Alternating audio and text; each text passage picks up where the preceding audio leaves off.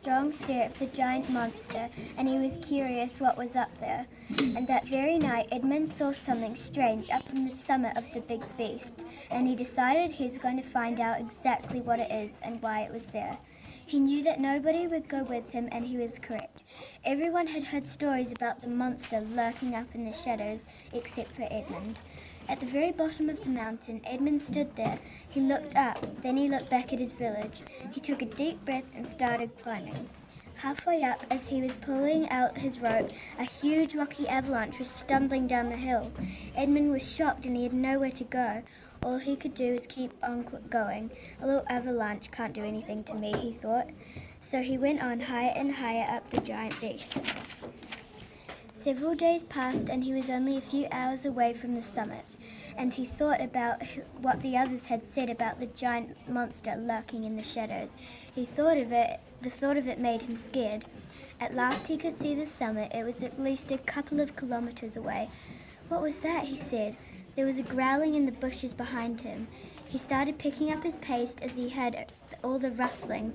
Could it be true? Could the giant monster be true? He thought to himself, shaking.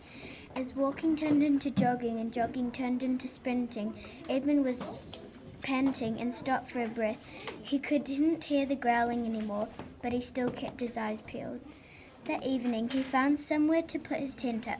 He was too exhausted to even make himself something to eat, and the second he closed his eyes he was out to it. But all night the monster was shaking his tent furiously. He woke up with a fright. He felt terrified.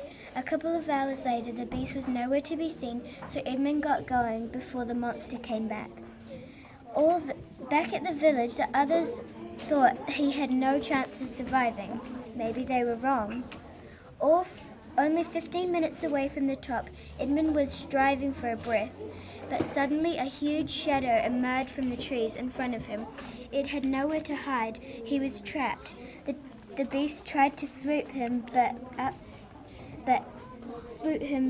but it was too quick. He ran as fast as he could from the beast.